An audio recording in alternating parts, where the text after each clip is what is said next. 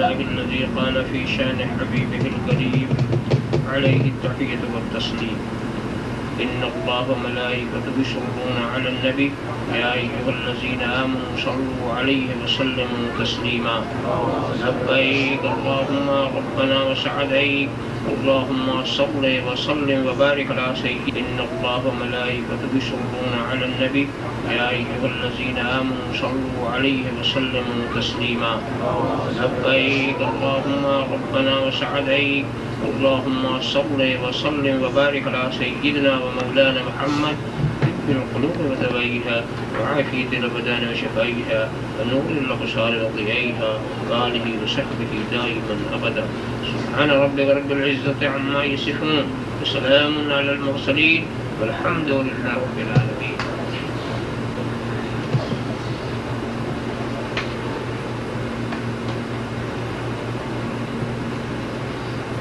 الحمد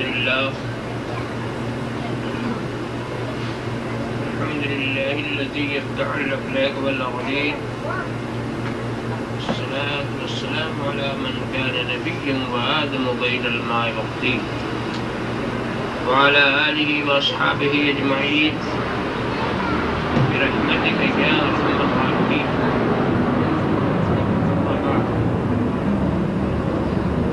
أعوذ بالله من الشيطان الرجيم بسم الله الرحمن الرحيم. الله نور السماوات والأرض مثل نوره كمشكاة فيها مصباح المصباح في زجاجة.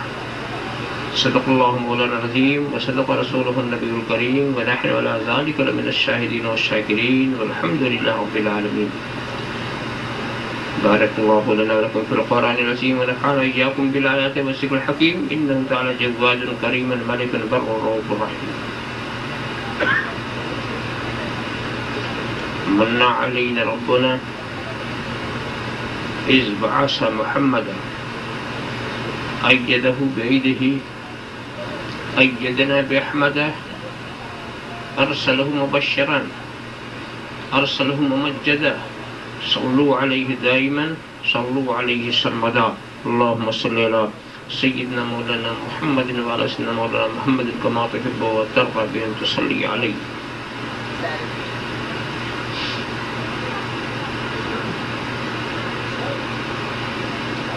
ادب گاہیش زیر آسماں زرش نازکتا نفس گم کردمی آیت جنید و بایزیدی جا تو مصطفیٰ برساں خیش را کی دی ہم اوست اگر بہو نہ رسیدی تمام بول حبیست. ذکر جہاں میں ہم سب پڑھ کر کیوں ضائع لمحات کریں. ذکر جہاں میں ہم سب پڑھ کر کیوں ضائع لمحات کریں. آؤ پڑھیں وہ شمس کی صورت روئے نبی کی بات کریں. آؤ پڑھیں وہ شمس کی صورت روئے نبی کی بات کریں. نور خدا ہے نور نبی ہے نور ہے دین اور نور کتاب. نور خدا ہے نور نبی ہے نور ہے دین اور نور کتاب. ہم ایسے روشن قسمت کیوں تاریکی کی بات کریں. ہم ایسے روشن قسمت کیوں تاریکی کی بات کریں. نور خدا ہے نور نبی ہے نور ہے دین اور نور کتاب. ہم ایسے روشن قسمت کیوں تاریکی کی بات کریں. ان کے رخ صفا کی صفا کچھ نہ پوچھئے. ان کے رخ صفا کی صفا کچھ نہ پوچھئے. آئینہ خدا بخدا کچھ نہ پوچھئے. آئینہ خدا بخدا کچھ نہ پوچھئے. جنت کی سلسبیل کی کوثر کی پوچھئے. جنت کی، سلسبیل کی، کوثر کی پوچھئے، ان کی گلی کی آب و ہوا کچھ نہ پوچھئے، ان کی گلی کی آب و ہوا کچھ نہ پوچھئے، جنت کی، سلسبیل کی، کوثر کی پوچھئے، ان کی گلی کی آب و ہوا کچھ نہ پوچھئے۔ قوسین تک پتہ ہے اس آقا کی سیر کا، قوسین تک پتہ ہے اس آقا کی سیر کا، پھر کیا ہوا، ہوا جو ہوا کچھ نہ پوچھئے، پھر کیا ہوا، ہوا جو ہوا کچھ نہ پوچھئے، پھر کیا ہوا، ہوا جو ہوا کچھ نہ پوچھئے۔ اپنے کو دے دیا ہمیں خواجہ کی شکل میں، اپنے کو دے دیا، اپنے کو دے دیا ہمیں خواجہ کی شکل میں، میرے نبی کی شان عطا کچھ نہ پوچھئے، میرے نبی کی شان عطا کچھ نہ پوچھئے۔ ان کے حضور ہاتھ اٹھانے کی دیر تھی، ان کے حضور ہاتھ اٹھانے کی دیر تھی، پھر کیا ملا، ملا جو ملا کچھ نہ پوچھئے، پھر کیا ملا، ملا جو ملا کچھ نہ پوچھئے۔ وہ آخری گھڑی میری بالی پہ آ گئے، وہ آخری گھڑی میری بالی پہ آ گئے، حیرت سے تک رہی تھی قضا کچھ نہ پوچھئے، حیرت سے تک رہی تھی قضا کچھ نہ پوچھئے۔ اگر خاموش رہوں میں تو ہی سب کچھ ہے، جو کچھ کہا تو تیرا حسن ہو گیا محدود۔ بارگاہ رسالت و علیہ رسالت میں درود شریف کا نذران عقیدت پیش فرمائے۔ اللہم صلی علی سیدنا مولانا محمد وارثنا مولانا محمد کما تحب و ترضى وصلی علیہ۔ ایک بار اور حدیث صلوات پیش فرما دیں۔ صلی اللہ علی النبی الامی وآلہ صلی اللہ علیہ وسلم صلاۃ و سلام علیک یا رسول اللہ۔ ایک بار اور حدیث شریف پیش فرما دیں۔ اللہم صلی علی سیدنا مولانا محمد وآلہ مولانا محمد کما تحب و ترضى وصلی علیہ۔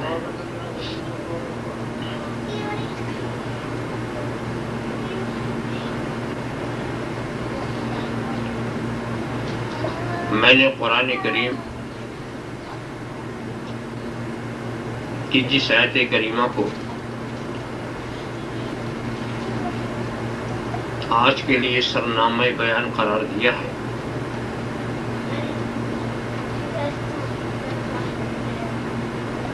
اس کے تعلق سے کچھ عرض کرنے سے پہلے کچھ اصولی اور بنیادی باتوں کو ذہن میں رکھ لینا ضروری ہے۔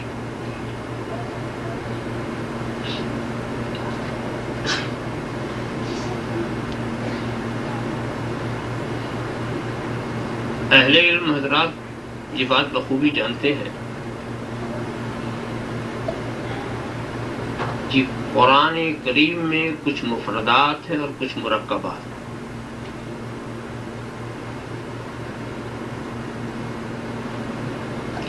اور مفردات کو آپ حروف مقطعات کے نام سے جانتے پہچانتے ہیں،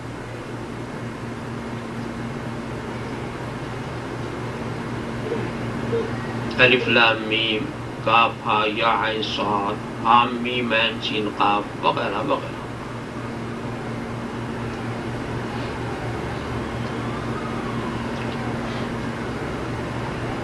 اور اس کے علاوہ کچھ ایسے ہیں جو پورے جملے، یہاں کوئی جملہ نہیں، الف لام میم الگ الگ حروف ہیں۔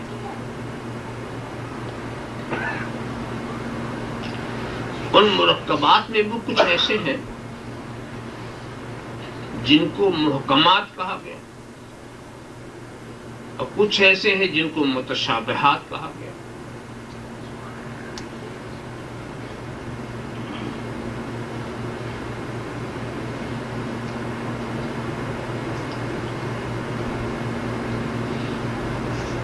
محکم اور متشابہ،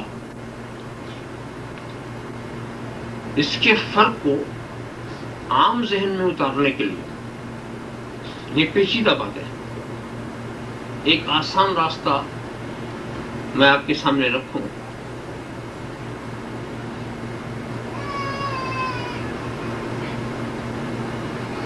کہ وہ آیت محکم ہے جس سے جو ظاہر ہو وہی مراد ہو، اور جو مراد ہو وہ ظاہر ہو. خدا کی جو مراد اپنے اس کلام سے، اس آیت کے الفاظ اور کلمات سے ظاہر وہی مراد، جو مراد ہو بالکل ظاہر.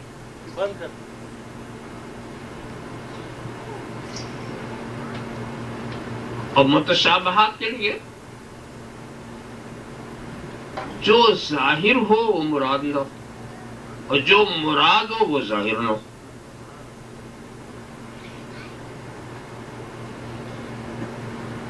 اسی لیے جہاں متشابہات کی بات آتی ہے یا مقطعات کی، تو اس میں معنی آفرینی کی اجازت نہیں، اس لیے کہ خدا کی مراد بندہ کیسے جانے جب تک خدا خود نہ بتائے.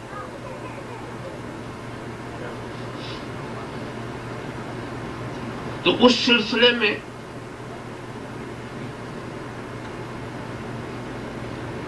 احتیاط کے جو مسئلہ ہے کہ اس سلسلے میں ہمیں کچھ نہیں کہنا،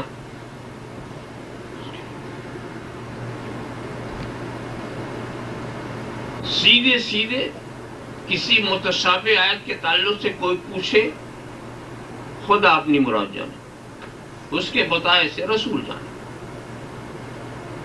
خاموش ہوگا. یہ بہترین راستہ ہے، اس کو اصلاً طریقہ کہا گیا. اس پہ کوئی معنی آفرینی نہیں، مگر ایک گنجائش دی گئی ہے کہ اگر آپ اس کی کوئی توجیہ تعویل کرنا چاہتے ہیں تو اس بات کا خیال رکھیں کہ اس کی تعویل سے کسی شان والے کی شان نہ گھٹے، اور وہ قرآن کی کسی محکم آیت سے ٹکرائے نہیں. اس لیے کہ محکم تو واضح ہے، مراد واضح، تو جو واضح المراد ہو، ظاہر المراد ہو، اس سے ٹکرائے نہیں. ان دو باتوں کا خیال کر کے اگر کوئی تعویل کرے تو اس کو سالم راستہ کہا گیا کہ ہاں ایسا کر سکتا ہے. اور تعویل بھی ایسی ہو کہ دلائل اس کی پشت پناہی کر رہے، محض اختراع نہ ہو، محض ذہنی جولانیت نہ ہو، اس کے اندر بھی دم ہو، قوت ہو.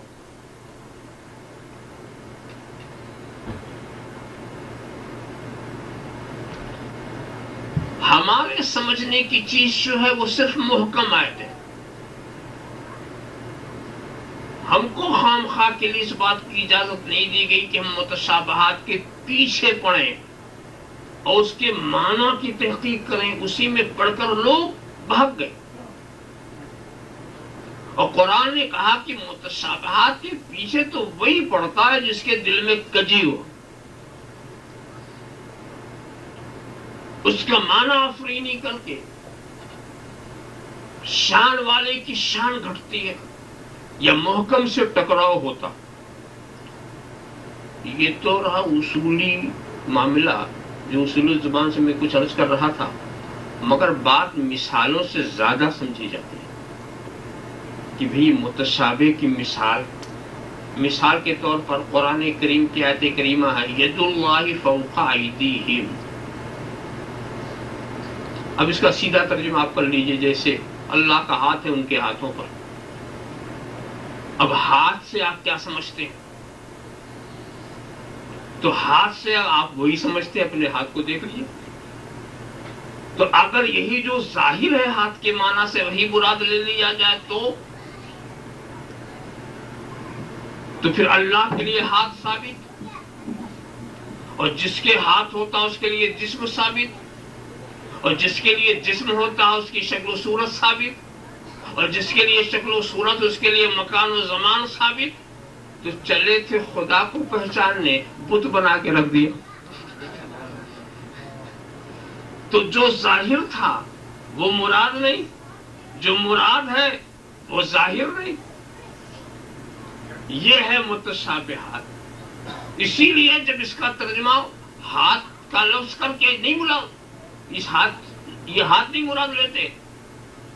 کہیں کوئی دست قدرت کہہ دیتا ہے، کہیں کوئی دست رحمت کہہ دیتا ہے. تعویل ایسی کرو جو شان والے کی شان نہ گھٹے.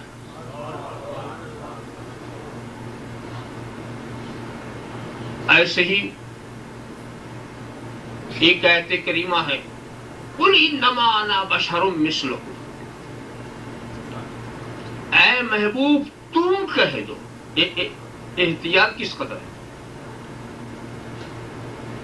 تم کہہ دو.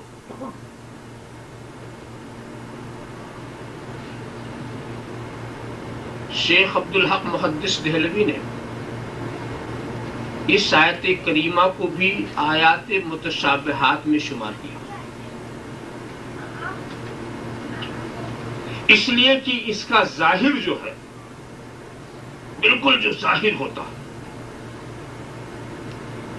اگر آپ اس کو ویسے ہی ترجمہ کر دیں تو شان والے کی شان گھٹتی ہوئی نظر آئے گی. اور یہ آیت دوسری محکم آیتوں سے ٹکرا جائے گی.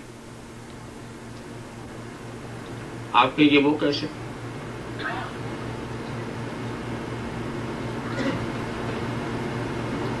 اے محبوب تم کہہ دو. مخاطب تو سرکار کے مخاطب کون؟ کن سے کہہ دیں؟ کوئی بھی تفسیر آپ اٹھا کے دیکھیں تو وہاں یہی ملے گا، کفار و مشرکین.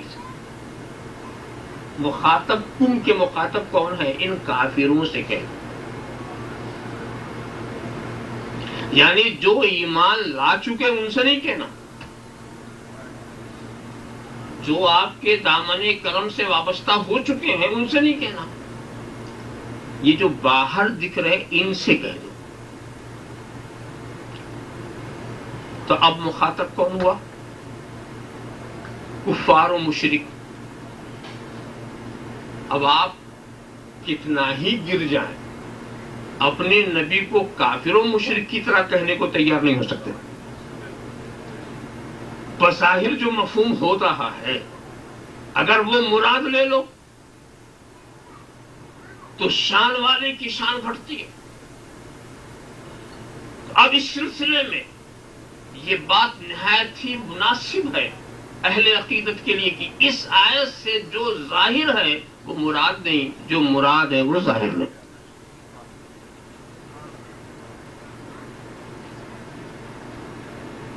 ایک بات بتائیے، آج ابو جہل یا ابو جہلی اس دور کے جو کفار وہ آ کے مسلمانوں سے کھڑے ہو کر کہیں اے مسلمانوں تمہارا رسول تو ہماری طرح ہے. ابو جہل بولے، ابو لہب بولے، عتبہ و شیبہ بولے اے مسلمانوں تمہارا رسول تو ہماری طرح ہی. میں خود نہیں کہہ رہا، تمہارا رسول ہی کہہ رہا اور خطاب ہم ہی سے کر رہا. مخاطب اس کے ہم ہی ہے. تو تمہارے رسول کی بات جب سچی ہے اور خطاب ہم ہی سے ہے تو وہ تو ہماری طرح ہوئے. تو کیا یہ حق ابو جہلیوں کو آپ دیں گے کہ وہ ایسا کہیں؟ یہاں سے ایک نقطہ آپ کے ذہن میں اور آ گیا ہوگا کہ جو کفار مخاطب تھے جب ان کو آپ حق نہیں دے رہے ہیں تو جو ایمان والے مخاطب ہی نہ ہوں ان کو کہاں سے حق آپ دے دیں گے کہ وہ اپنے رسول کو اپنی طرح کہنے لگے؟ اس بات کو آپ ذہن میں رکھیں، پورے قرآن کریم کو مطالعہ کریں، احادیث کے صفحات کو دیکھیں، دوسری آسمانی کتابوں کا مطالعہ کریں. یہ تو آپ کو مثال ملے گی قرآن کریم سے کہ نبیوں نے کھلے ہوئے کافروں سے کہا کہ ہم تمہاری طرح بشر، اور کھلے ہوئے کافروں نے نبیوں سے کہا مان انتم الا بشر مثلنا، آپ تو ہماری طرح بشر. تو کافر نبی سے کہہ رہا کہ آپ ہماری طرح بشر، نبی کافر سے کہہ رہا میں تمہاری طرح بشر. اس کی مثال قرآن میں ملے گی، مگر ایک بھی مثال کسی ضعیف حدیث میں بھی نہیں ملے گی کہ نبی مومنین سے کہے کہ ہم تمہاری طرح، اور مومنین نے کہا ہو کہ ہم نبی کی طرح. ایسا نہیں کہ مومنین سے خطاب نہیں ہو، بلکہ ایکم مثلی، جب مومنوں سے خطاب ہوا کیا تم میری طرح ہو؟ لست کاحد منکم، میں تمہاری طرح نہیں ہوں، میں تمہاری طرح نہیں ہوں. موقع تو وہی تھا نا 100ویں وصال کا، کہ حضور نے 100ویں وصال رکھا تو صحابہ نے پیروی کی. روزے پہ روزہ، نہ افطار نہ سحری، چہرے پر نقاہت کے آثار نمایاں ہوئی. سرکار نے پوچھا کیا حال ہے؟ کہا حضور آپ نے 100ویں وصال رکھا، ہم نے بھی رکھا. تو پوچھا ایکم مثلی، کیا تم میری طرح ہو؟ لست کاحد منکم ابیت عند ربی یطعمنی ربی ویسقین، میں تمہاری طرح نہیں ہوں، میں تو اپنے رب کے ہاں شباش ہوتا ہوں، وہ مجھے کھلاتا پلاتا ہے، وہ مجھے کھلاتا پلاتا ہے. دوستو بات تو آگے بڑھتی جائے گی، آپ سوچ میں پڑ جائیں گے کہ رب کیا کھلاتا پلاتا ہے. جاؤ خلوت و جلوت والوں سے پوچھو کہ کبھی رسول کو کچھ کھاتے دیکھا. حضرت عائشہ صدیقہ سے پوچھو، خدیجۃ الکبریٰ سے پوچھو، صدیق اکبر سے پوچھو، فاروق کبھی دیکھا؟ اور رسول کہتے ہیں کھلاتا پلاتا. تو کیا کھلاتا پلاتا ہے؟ ذرا صاحب دیکھیں، یہ منظر بھی عجیب بات ہے کہ حضرت آدم کو بھی اجازت دی تھی رب نے کہ آدم جنت میں رہو، اپنی زوجہ کے ساتھ جنت میں رہو، اور پھر عام اجازت ہے جو چاہو کھاؤ پیو بے روک ٹوک، حیث شئتما، جو چاہو کھاؤ پیو بے روک ٹوک. تو حضرت آدم کے لیے کیا قانون تھا کہ جو چاہو وہ کھاؤ، یعنی چاہنا بھی تمہیں ہے، کھانا بھی تمہیں ہے، جو چاہو وہ کھاؤ. اور نبی کو چاہنے کی بھی زحمت نہیں دی، میں جو چاہوں گا وہ کھلاؤں گا. نبی تمہیں چاہنے کی بھی زحمت نہیں، میں جو چاہوں گا وہ کھلاؤں گا. تو کیا کھلایا؟ تو وہ کچھ دوسری غذا ہے. تو میں آپ کو بتانا چاہتا ہوں دوستو، رب تبارک و تعالی ہمارے روح کا بھی رب ہے، ہمارے جسم کا بھی رب ہے، ہمارے روح کا بھی رازق ہے، ہمارے جسم کا بھی رازق ہے، ہمارے روح کا بھی مالک ہے، ہمارے جسم کا بھی مالک ہے. اور جسم کی غذا اور ہے، روح کی غذا اور ہے. روح کی غذا سے جسم کی پرورش نہیں ہو سکتی، اور جسم کی غذا سے روح کی پرورش نہیں ہو سکتی. دونوں کی غذائیں الگ ہیں.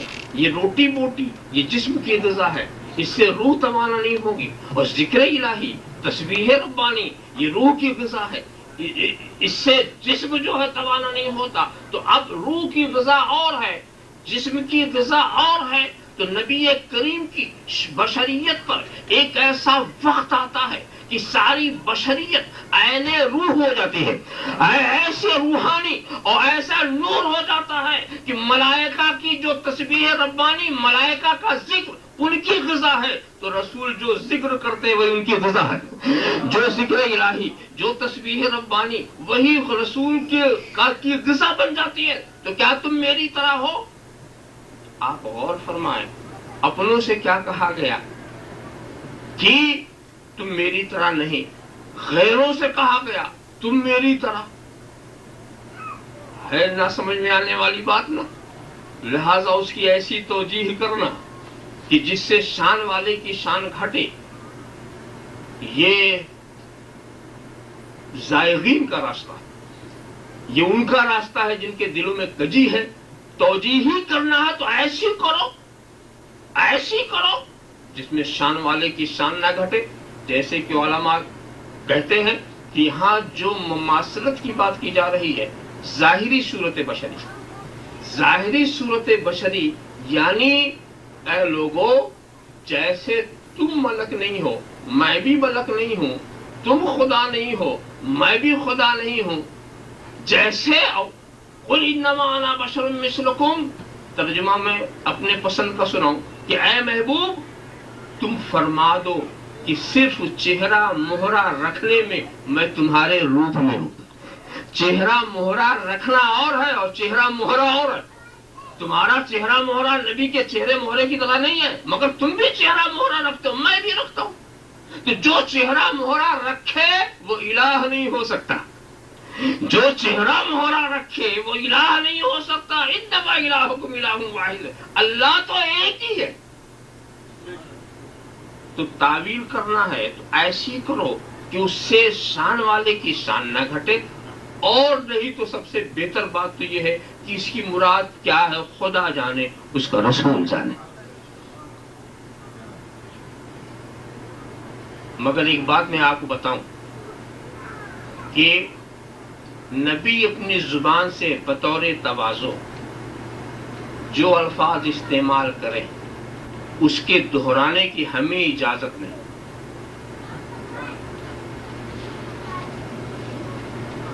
تواضع کا معنی آپ کیا جانتے ہیں؟ تواضع انکسار کا معنی جھوٹ بولنا نہیں۔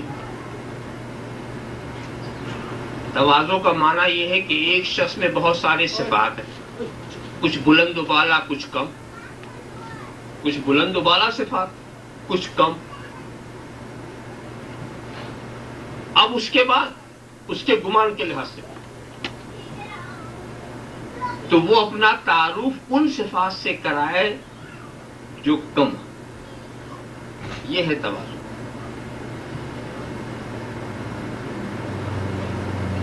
کوئی عالم صاحب اپنا تعارف کرائیں، ارے میں کیا جانتا ہوں بس یہی چند الفاظ، تو ظاہر ہے وہ چند الفاظ کو ضرور جانتے، جب عالم ہے تو چند الفاظ کو جاننے والے، مگر اپنا تعارف وہ خود ہلکا کر کے جو دکھاتے ہیں اس کا نام تواضع ہے۔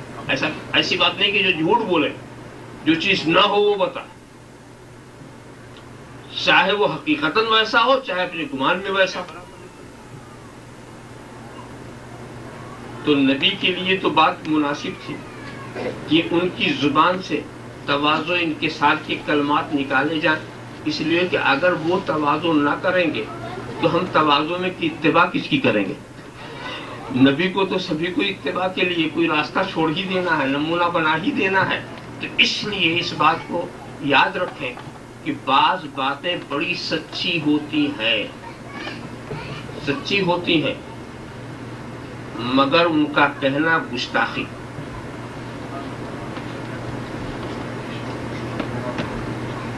ایک بات سمجھ لو، ہمارا عقیدہ کیا ہے؟ ہم نبی کی بشریت کے قائل ہیں، اور اتنا قائل ہے کہ جو نبی کو بشر نہ مانے وہ کافر ہے۔ لہذا یہ الزام تو کبھی دیجیے گا نہیں کہ ہم بشر نہیں مانتے۔ ارے بشر کی ہدایت کے لیے بشر ہی تو آئے گا۔ تو بشر ماننا یہ ہمارا اسٹیج، ہمارے مسلک میں یہ نبی بشر ہے۔ لفظ بشر میں جھگڑا نہیں، جھگڑا وہاں سے شروع ہوتا ہے جب لوگ کہتے ہیں ہمارے جیسے۔ تو جب اپنے جیسے کی بات آتی تو جی چاہتا ہے کہ ان کو آئینہ ضرور دکھایا جائے۔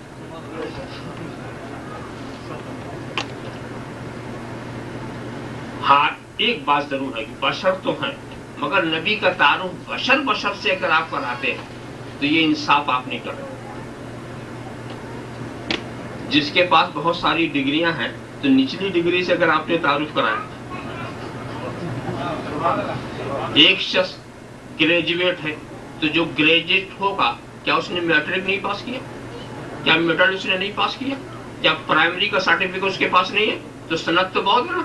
اب اس کا آپ تعارف کریں، صاحب آپ سے ملیے، آپ میڈل چاہیے، تو وہ سمجھ لے گا بات تو سچی کہہ رہا مگر نیت خراب ہے، بات تو سچی کہہ رہا ہے۔ جو اونچی ڈگری رکھتا ہے اس کے پاس تو نیچے کی ڈگری ہوگی۔ ایک عالم دین آپ کے پاس بیٹھا ہوا، علم دین کا فاضل کی ڈگری ہے، اور آپ اس کو مولوی کہہ کے تعارف کراتے تو وہ کچھ بولے گا تو نہیں، مگر سوچے گا کہ آخر میں نے قصور کیا کیا۔ تو جب آپ تعارف کے آداب یہ ہیں کہ اونچی جو ڈگری ہوتی اسی سے تعارف کرایا جاتا، اسی سے پہچان، کسی کا خطاب بھی کیا جائے گا تو اسی سے. اگر آپ پوسٹ گریجویٹ ہیں تو آپ کو اگر ہم گریجویٹ کہہ کے پہچان کراتے ہیں تو یہ بھی بے انصافی. تو ڈگریاں کتنی ہو، مگر جو سب سے اونچی ڈگری ہے تعارف کے لیے انہی الفاظوں کو استعمال کرنا چاہیے. اسی لیے قرآن کریم میں بھی آپ دیکھیں کہ اس بات کا پورا لحاظ کیا ہے کہ جہاں ڈگری بڑھی ہے تعارف کا انداز بدل گیا. جہاں ڈگری بڑھی ہے وہاں تعارف کا انداز بدل گیا. دیکھیں یہ انسان یہ جانور ہے کہ نہیں؟ جسم ہے، جوہر ہے، نہ بہت ساری چیزیں ہیں، اور اس کے نیچے کا درجہ ہے جانور. کبھی جانور کہہ کر کے انسان کا تعارف کہیں ملا؟ کبھی انسان سے خطاب یا ایھا الحیوان کہہ کے ہوا؟ حالانکہ اگر انسان کو حیوان کہا جاتا برائی کیا تھی؟ کیا وہ حیوان نہیں ہے؟ برائی کیا تھی؟ برائی یہ ہے کہ ایک درجہ اونچا تھا تو ایک درجہ نیچے سے بات کر رہا ہے. برائی یہ ہے. اسی لیے جہاں حیوانیت نے انسانیت کا لباس پہنا تو اب خطاب قرآن کا یا ایھا الناس، اب اسے اے حیوان کہہ کے نہیں بلایا، اے انسان.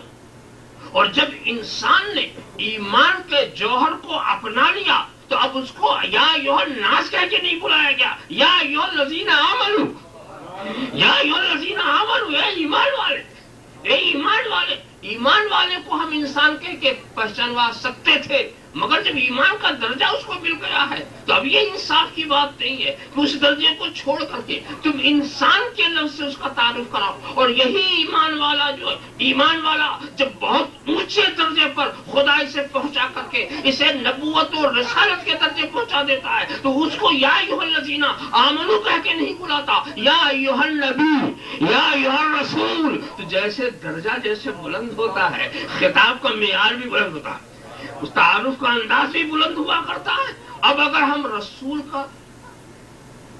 کا تعارف ایسا کرائیں جو نچلے درجوں کا ہونا چاہیے تو یہ بڑی بے انصافی کی بات ہے. ہم تو صرف مسلمانوں سے اتنی ہی سی بات کہتے ہیں، اپنے رسول کو وہ کہو جو تم ہی کہہ سکو، کافر نہ کہہ سکتا. اپنے رسول کی تعریف کرتے ہوئے رسول کے لیے وہی کہو جو تم ہی کہہ سکتے ہو. ایمان والا ہی بول سکتا ہے، کافر نہ کہہ سکے.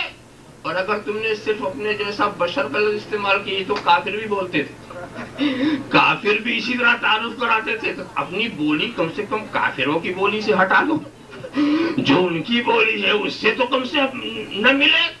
ہاں تو بات میں یہ کہہ رہا تھا کہ بعض چیزیں ہوتی ہیں مگر اس کا استعمال غلط ہو تو وہ پسند نہیں کی جاتی. ایک بات انصاف سے بتاؤ، سارے انسانوں کے تعلق سے یہ تو سب کا اتفاق ہے کہ قطرہ ناپاک سے پیدا ہوا. یہ سارے انسان کا خمیر قطرہ ناپاک سے تیار ہوا کہ نہیں؟ اچھا اب کسی انسان کو ایک مرتبہ کہہ کے بلاؤ کہ قطرہ ناپاک سے پیدا ہونے والے، پھر دیکھو کہ آپ کی کیا تواضع ہوتی ہے. وہ کہے گا سچے تو تم ضرور ہو مگر ایسی بات کہیں نہیں جاتی. یہ ضروری نہیں کہ جو بات سچ ہو کہیں بھی جائے، یہ کوئی بات سچ ہو. ارے ہمارے روز کے محاورے میں دیکھ لیجئے، جو آپ کا ماموں ہوگا وہ آپ کا باپ کا کیا ہوگا؟ جس کو سالہ ہوگا نا. ذرا سا اپنے ماموں جان کو کہہ کے بلائیے ابا کے سالے ادھر سنیے تو سوچیں، بات سچی ہے مگر بولی نہیں جاتی. بولو تو سزا کھاؤ. اتنی سچی بات بھی بولی اور مار بھی کھا رہے. ارے تمہاری مائیں جو ہے تمہارے باپ کی کیا ہے؟ سمجھا؟ بلا کے دیکھو تو ماں کے بغیر باپ کی جورو کہہ کے بلاؤ تو دیکھ کیا حال ہوگا. بات سچی ہے مگر کہیں نہیں جاتی. تو بہت ساری چیزیں ایسی ہوتی ہیں جس سے کسی شان والے کی شان گھٹتی ہو. میں تو بات بہت آگے لے کے چلا گیا.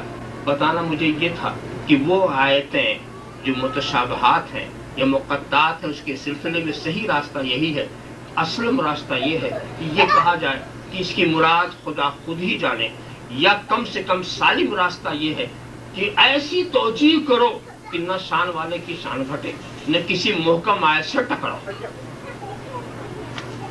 مگر آپ سوچیں گے کہ جب یہ بات ہے تو متشابہات مقطعات ہمارے سمجھنے کے لیے نہیں تو قرآن میں رکھے کیوں گیا؟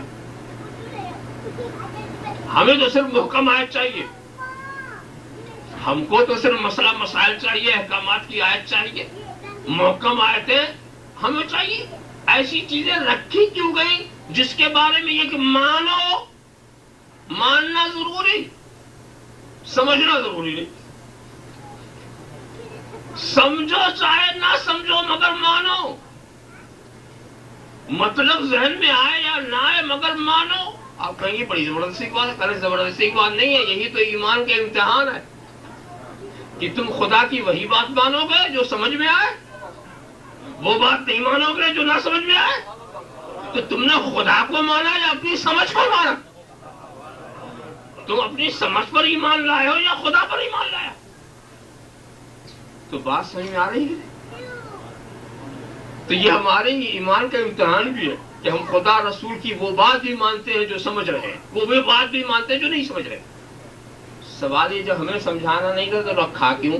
ارے بھائی آپ کیوں پریشان ہو رہے؟ قرآن آپ پہ نازل نہیں ہوا، قرآن رسول پہ نازل ہوا، اور جس پر نازل ہو وہ سمجھتے ہیں، جس پہ نازل ہوا وہ سمجھتے ہیں۔ آپ کیوں پریشان ہو رہے ہیں؟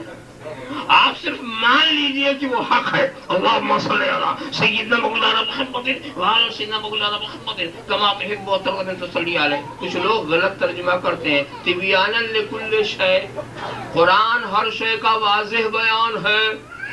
تو ایسے لوگ جو علم نہیں رکھتے وہ بھی قرآن میں دخل اندازی شروع کر دیں کہ ہر شے کا واضح بیان ہے، ہر شے کا واضح بیان ہے۔ یہ غلط بات ہے اور صحیح بات بھی ہے۔ قرآن ہر شے کا واضح بیان کس کے لیے ہے؟ جس پہ نازل ہوا۔ یہ آپ کے لیے نہیں، آپ کو تو جتنا انہوں نے دیا اتنا ہی، اس سے زیادہ آپ کی بساط نہیں ہے۔ تو دوستو، اس مختصر سی تمہید کے بعد میں اس آیت کریمہ کی طرف آپ کی توجہ لے جانا چاہتا ہوں۔ وہ آیت کریمہ بھی متشابہات میں سے ہے۔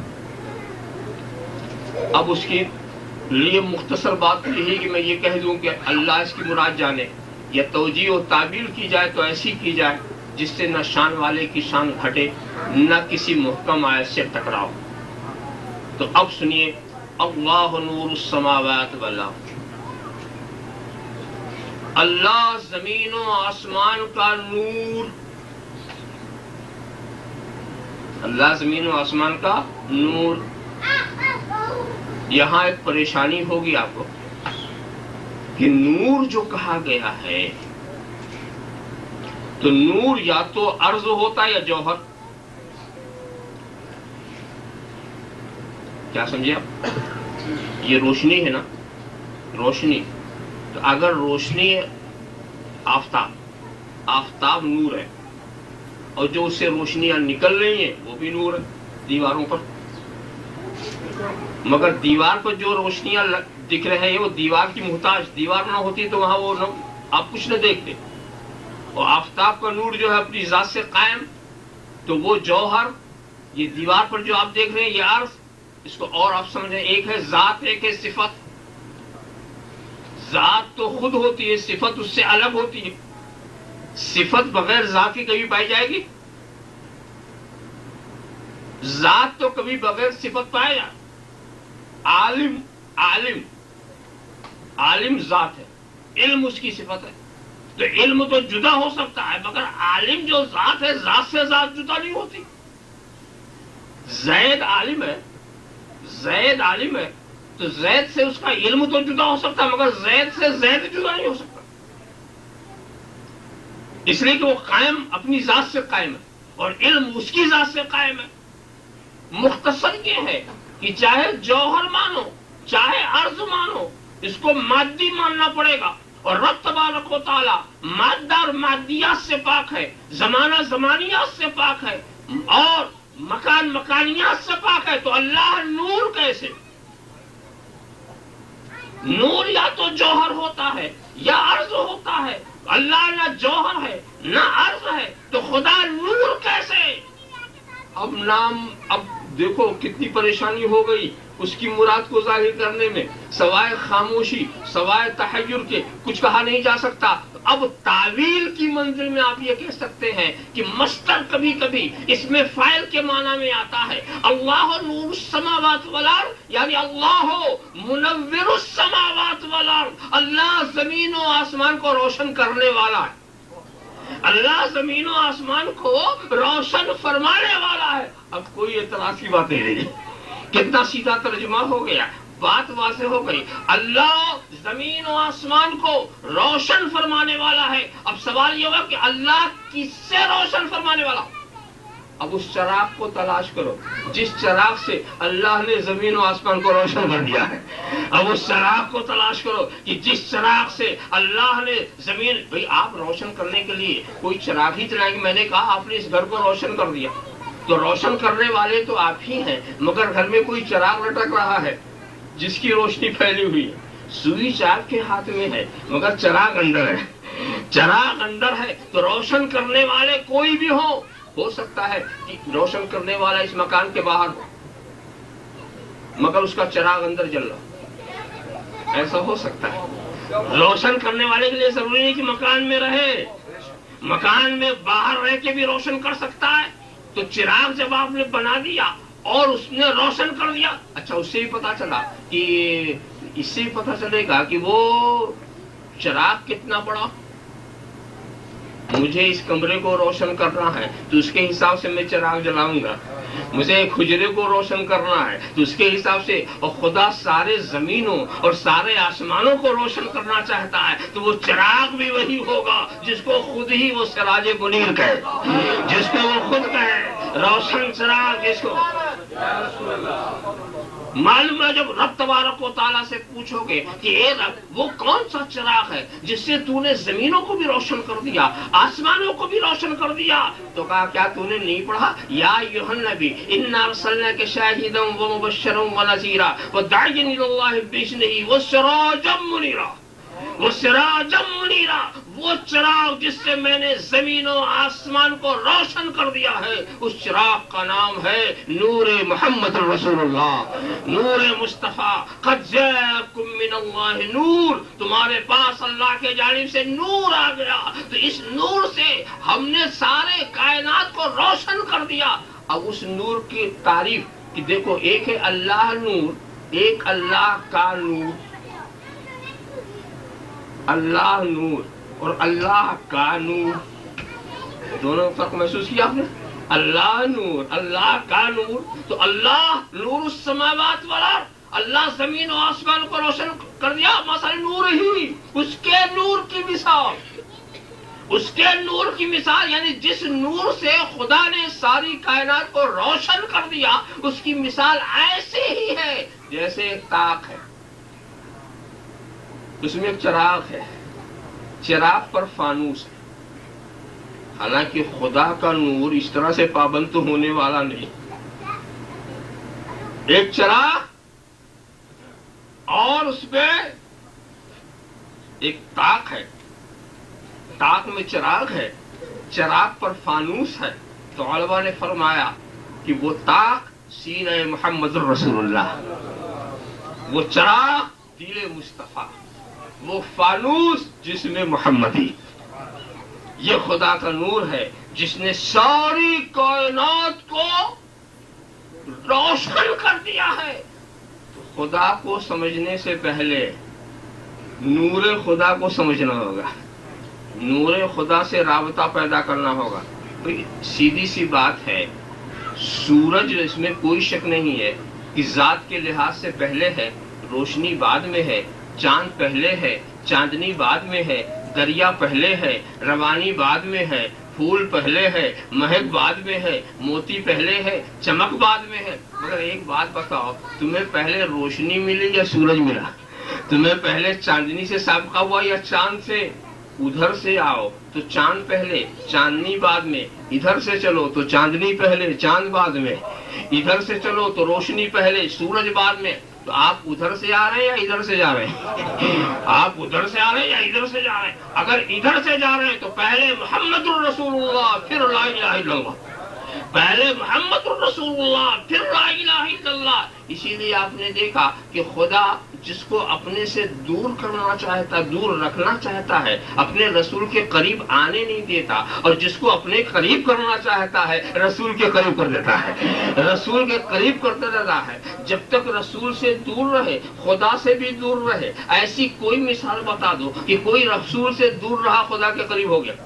دنیا میں آج تک ایسی مثال نہیں مل سکتی۔ تو جس کو خدا اپنے سے دور رکھنا چاہتا ہے وہ اپنے رسول سے بھی دور کر دیتا ہے، اور جس کو قریب کرنا چاہتا ہے اسے رسول کے قریب کر دیتا ہے۔ دیکھو یہ دنیا ہے، یہ عالم اسباب ہے، عالم وسائل ہے، یہاں ہدایت بھی وسیلے سے ہوتی ہے، یہاں گمراہی بھی وسیلے کے ساتھ ہوتی ہے۔ ایک نظام ہے، ایک ضابطہ ہے، خدا نے بنا دیا ہے کہ ہم ہدایت دیں گے تو اپنوں کے قریب کر دیں گے، اور گمراہ کرنا چاہیں گے تو اپنوں سے دور کر دیں گے، اپنوں سے دور کر دیں گے۔ آپ نے نہیں دیکھا حضرت عمر کی شان کیا کس شان سے وہ نکلے تھے، کتنے برے خیالات لے کے نکلے تھے، ہاتھ میں تلوار لے کر، قتل رسول کا ارادہ لے کر کے یہ چلے، رسول کی طرف چلے، رسول کی طرف چلے، کیسے برے برے خیالات لے کر چلے۔ اور خدا کی شان قدرت دیکھیے، اس کی شان بے نیازی دے۔ اچھا عمر کچھ بھی سوچ کے چلو، کچھ بھی سوچ کے چلو، لے چل رہا ہوں ادھر، لے چل رہا ہوں ادھر۔ اور مختصر سا واقعہ صرف 2 مصروں میں سمجھ میں آ گیا کہ عمر سوئے نبی گئے اور نظر سوئے عمر گئی، پڑی نگاہ مصطفیٰ تو زندگی سور گئی، پڑی نگاہ مصطفیٰ۔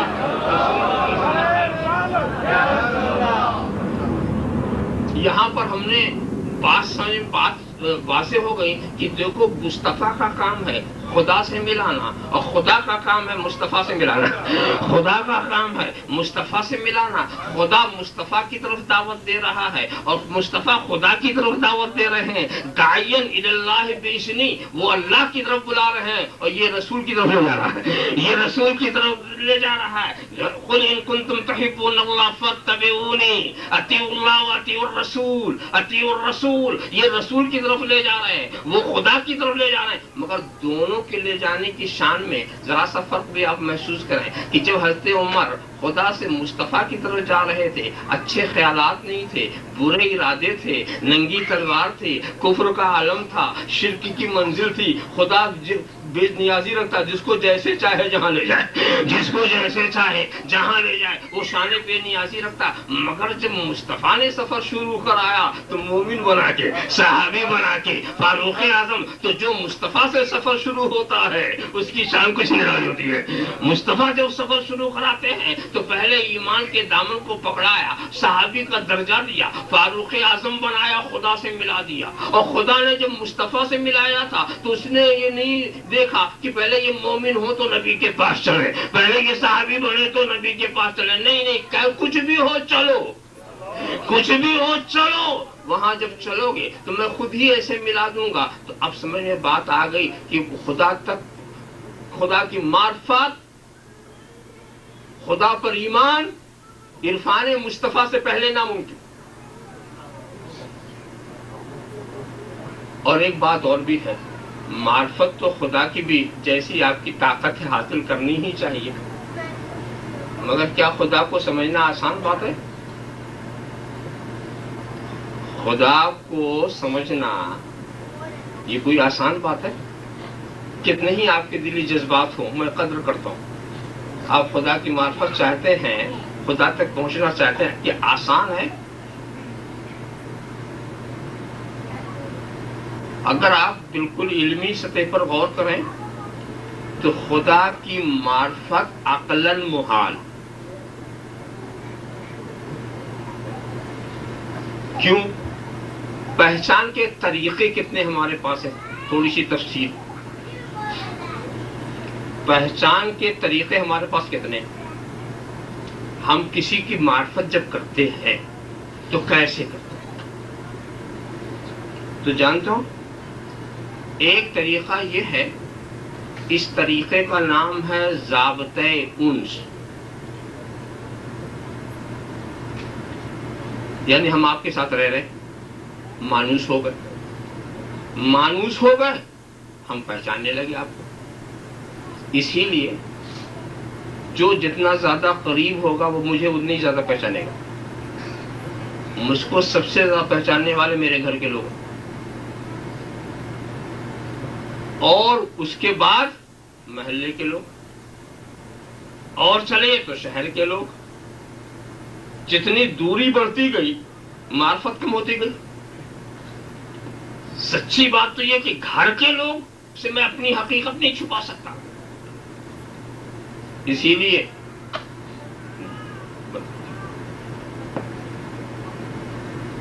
یہ نبی کریم کا سب سے بڑا کمال، ان کی سچائی کی سب سے بڑی دلیل یہ ہے کہ سب سے پہلے ایمان لانے والی بیوی،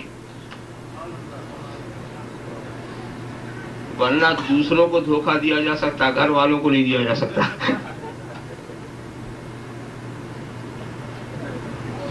جو جتنا زیادہ قریب اتنے ہی سبقت کرو۔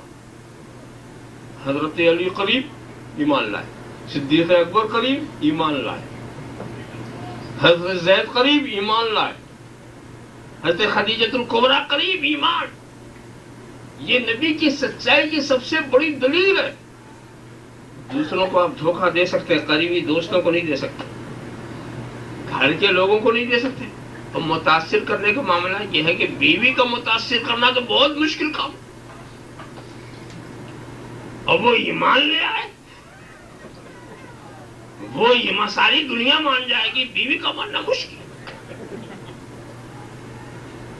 کسی نے ایک مرتبہ مجھے ایک عجیب دلچسپ لطیفہ سنایا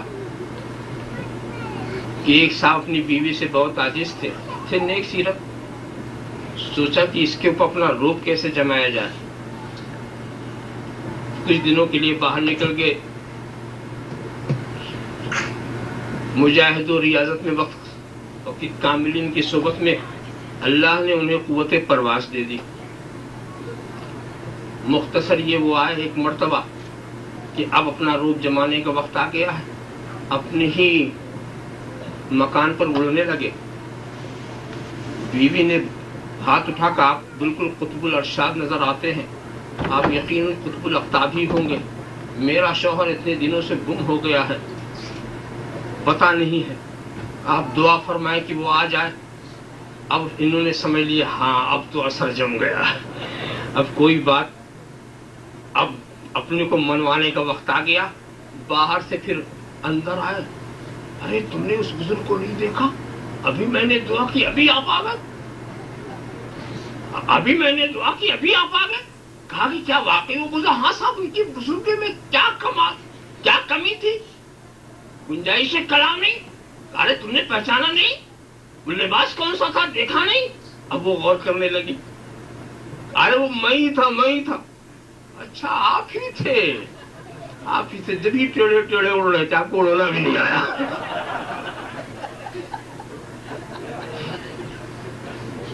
بہت مشکل۔ تو جو مانوس ہوتا، اچھا ایک بات اور بتا، یہ کیسے پتا چلے کہ آپ سے مانوس کون ہے؟ یہ کیسے پتا چلے کہ آپ سے مانوس کون ہے؟ تو وہ آپ یہ دیکھیں، جہاں آپ جائیں اور آپ کو کوئی گھبراہٹ نہ اس کو آپ سے گھبراہٹ ہو، نہ آپ کو اس سے کوئی اجنبیت محسوس نہ ہو، آپ سمجھ لیں آپ مانوس ہیں۔ اسی لیے لوگ اپنے گھر میں تنہا 24 گھنٹے کیا مسلسل رہتے ہیں، دوسرے گھر میں جا کر تھوڑی وحشت ہوتی ہے، اس لیے کہ در و دیوار بھی مانوس ہوتے ہیں۔ جس در و دیوار سے آپ مانوس ہوتے ہیں، آپ سے وہ مانوس ہوتے ہیں۔ تو اجنبی ماحول میں آپ کو گھبراہٹ اسی لیے ہوتی ہے کہ انس نہیں ہے۔ تو جہاں آپ جائیں اور آپ کو سکون مل جائے، سمجھ لو آپ اس سے مانوس، وہ آپ سے مانوس۔ جیسے اہل سنت والجماعت کے لوگ جب خواجہ کے آستانے پر داتا کی نگری میں جاتے ہیں تو انہیں سکون مل جاتا ہے، انہیں سکون ملتا تو سمجھتے ہیں ہم ان سے مانوس، وہ ہم سے مانوس، دونوں ایک دوسرے سے مانوس۔ اب جس کو بزرگوں کے آستانے پہ جا کے بے چینی ہو تو سمجھ لے نہ یہ اس سے مانوس نہ وہ ان سے مانوس، دونوں کو تو انس ہوتا ہے بار بار کی حاضری سے۔ تو مانوس ہوتا، جتنا آپ قریب ہوں گے اتنے ہی تو ہم پہچانیں گے۔ تو مگر مانوس جو ہوگا وہ آپ کے وطن ہی میں تو ہوگا نا، آپ کے علاقے میں ہوگا، آپ کے دیار میں ہوگا۔ بتاؤ اس ضابطے سے ہم خدا کو کیسے پہچان سکتے ہیں؟ اس لیے کہ نہ وہ ہمارے دیار میں، نہ ہمارے وطن میں، نہ ہمارے گھر میں، نہ ہمارے ذہن و فکر میں۔ ہم مکان میں، وہ مکان سے پاک، ہم مادی، وہ مادے سے پاک، ہم زمانے میں، وہ زمانے سے پاک۔ تو جب قرب ہو ہی نہیں رہا ہے تو انس کیسے پیدا ہوگا؟ اور انس کے ذریعہ جو معرفت ہوتی وہ کیسے ہوگی؟ انس کے ذریعہ جو معرفت ہوا کرتی ہے وہ کیسے ہوگی؟ تو اس طریقے سے بھی ہم خدا کو نہیں پہچان سکتے۔ ایک طریقہ اور پہچاننے کا ہے، مثالوں سے۔ مثالوں سے پہچانتے ہیں؟ میں کوئی چیز دیکھ کر آیا اپنے وطن سے، اب آپ کو سمجھانا چاہتا ہوں، میں نے ایک ایسی چیز دیکھی ہے، نام لے رہا ہوں تو آپ سمجھ نہیں پا رہے، اس کا نام جو ادھر رائج ہے اس کو لے رہا ہوں، آپ سمجھ نہیں رکھتے، تو پھر میں دیکھتا ہوں کہ اس کی مثال یہاں ہے کوئی چیز، تو ہم نے کہا دیکھو فلاں چیز ہے نا اس کا رنگ اس سے ملتا، وہ فلاں چیز ہے نا اس کا مزہ اس سے ملتا۔ تو مثالوں سے ہم سمجھاتے ہیں، مثالوں سے سمجھاتے ہیں۔ اب آپ سوچیں،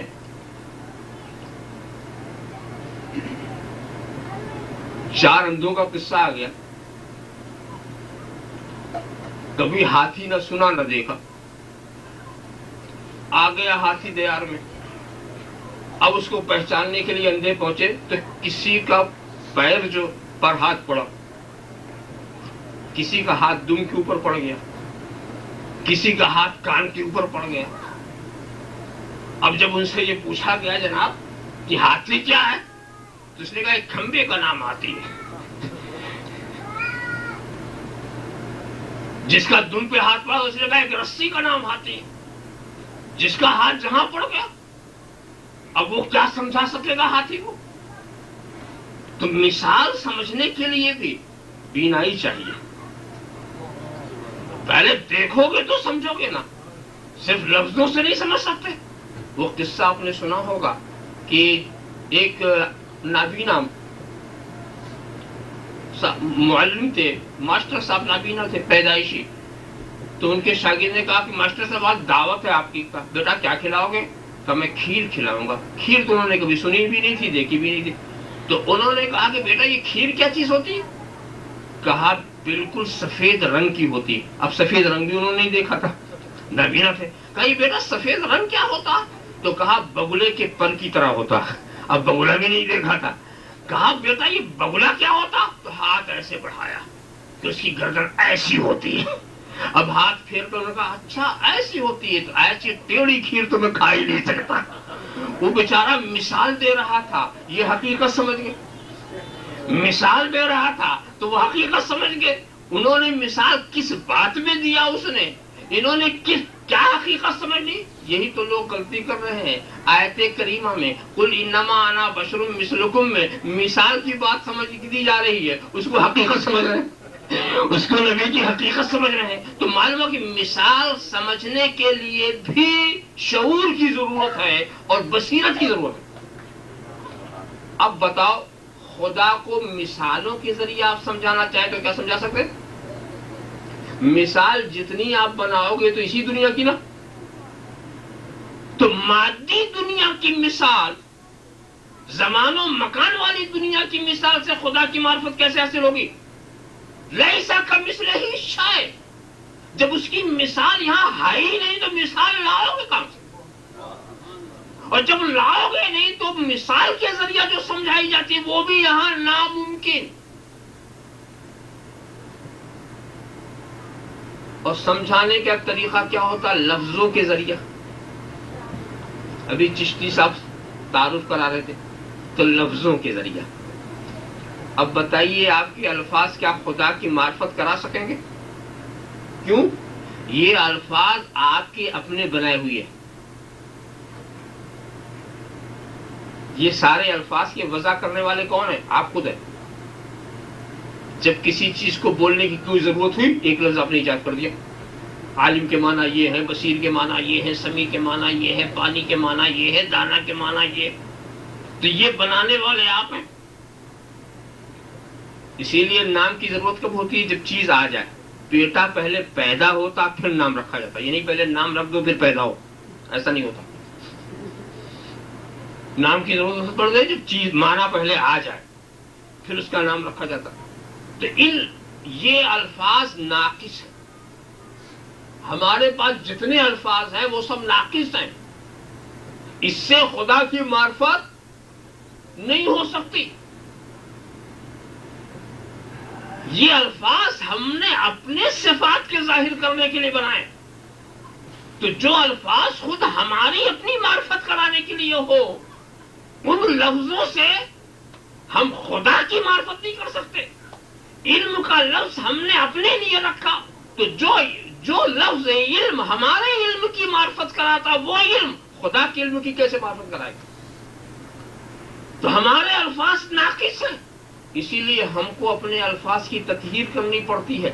اپنے الفاظ سے مادیت کو نکالنا پڑتا ہے. اپنے الفاظ کو زمان و مکان سے الگ کرنا پڑتا ہے. پھر جا کے کچھ ہمیں معرفت کا کوئی حصہ ملتا ہے. تو کوئی لفظ قرآن میں تو ید اللہ فوق ایدیہم ہے، اللہ کا ہاتھ، وجہ اللہ کا لفظ ہے، اللہ کا چہرہ. اب ان لفظوں سے وجہ کا لفظ تو ہم نے اپنے چہرے کے لیے بنایا، ید کا لفظ تو ہم نے اپنے ہاتھوں کے لیے بنایا. تو ان لفظوں سے ہم خدا کی معرفت کبھی حاصل نہیں کر سکتے. ہمارے الفاظ ناقص ہیں. اسی لیے دوستو، الفاظ سبھی کے پاس تھے نا. لفظوں سے اگر خدا کو سمجھا جا سکتا تو ساری دنیا خدا کے ماننے والی ہو جاتی. مگر الفاظ ہمارے ناقص ہیں، اس لیے ہم لفظوں کے ذریعہ بھی خدا کو نہیں سمجھ سکتے. ایک طریقہ اور ہے سمجھانے کا، اشاروں کے ذریعہ سمجھاتے ہیں. مولانا غلام یاسین صاحب کون ہے؟ یہ.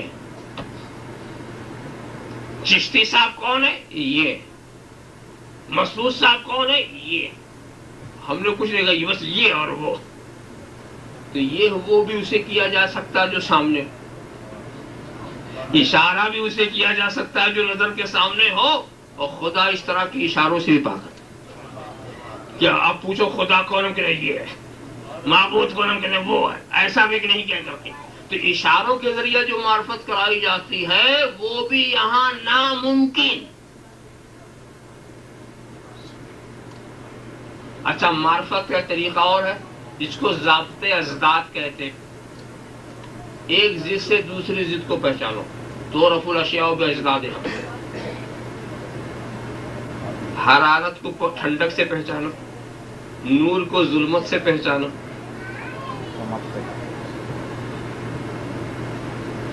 تو یہ ایک چیز کی ضد دوسرے چیز کو پہچانتی. مثال کے طور پر میں کہوں کہ چشتی صاحب اس وقت نہ لیٹے ہیں نہ کھڑے ہیں، آپ سمجھ کے بیٹھے، اور کوئی چوتھی شکل تو ہے نہیں. فلاں شاخ حرکت میں ہے، ساکن نہیں. فلاں ساکن ہے، حرکت میں نہیں. فلاں ٹھنڈا ہے، گرم نہیں. فلاں گرم ہے، ٹھنڈا نہیں. فلاں روشنی میں ہے، تاریکی میں نہیں. فلاں تاریکی میں ہے، روشنی میں نہیں. تو ضد کو ضد سے پہچانتے. مگر دوستو، رب تبارک و تعالیٰ کے بارے میں پوچھو، کھڑا ہے نہیں، بیٹھا ہے نہیں، لیٹا ہے نہیں، گرم ہے نہیں، نرم ہے نہیں، حرارت ہے نہیں، ٹھنڈک ہے نہیں. اتنی نہیں سننے کے بعد حرکت میں ہے نہیں، سکون میں ہے نہیں، تو پھر آپ کہیں گے پھر نہیں. جب کوئی چیز نہیں تو یہ قانون بھی وہاں نہیں چل رہا. ایک ضد سے دوسری ضد کو پہچاننے والا جو قانون، یہ بھی وہاں نہیں چل رہا. تو ہے کس قدر دشوار بات. خدا کا پہچاننا نہ لفظوں سے، نہ اشارے سے، نہ انس سے، نہ ضابطۂ ازداد سے، اور نہ ضابطۂ استقرا. ایک پہچاننے کا طریقہ یہ ہے کہ تلاش. مثال کے طور پر ہم یہ پوچھیں کہ نیویارک کے کنارے کیا ہے، تو پہلے آپ نیویارک چلے، آخری حد تک پہنچ جائے، اور پھر اب یہ ہے. نیو جرسی کا کنارے کیا ہے، مشرق میں کیا ہے، مغرب میں کیا ہے، شمال میں کیا، آپ چلے گئے، مشرق بھی دیکھا ہے، مغرب بھی دیکھا ہے، شمال بھی دیکھا ہے، اور کئی دفعہ مغرب میں یہ ہے، شمال میں یہ ہے۔ ایک طریقہ یہ کہ پہلے اس کو کراس کرو پھر دیکھو کیا ہے، پہلے اس کو کراس کرو پھر دیکھو کیا ہے۔ اگر اس طرح سے خدا کو پہچاننا ہے تو پہلے عالم امکان کو کراس کرو، پہلے عالم امکان کو کراس کرو پھر دیکھو کیا ہے۔ ارے مگر تم کراس کیسے کرو گے؟ تم بھی ممکن، تمہاری ذات ممکن، تمہاری حقیقت ممکن، جب سب کچھ چھوڑ دو گے تو لے کے کیا جاؤ گے؟ سارے ممکن چیز تو یہیں رہ گئی، تو آپ لے کے کراس کیا کریں گے؟ تو جب یہ چیز ممکن ہی نہیں تو خدا کی معرفت ناممکن۔ ذرا سا آپ خیال کرتے چلے جائیں۔ اور معرفت کا ایک طریقہ اور بھی ہوتا ہے، وہ دوسرا، وہ یہ ہے کہ ماحول سے، جو جس ماحول میں ہوتا ہے اس کی پہچان ہو جاتی۔ درود پڑھنے والے، میلاد کرنے والے ماحول میں جو بچہ پیدا ہوگا تو وہ ایسے ہی ہوگا۔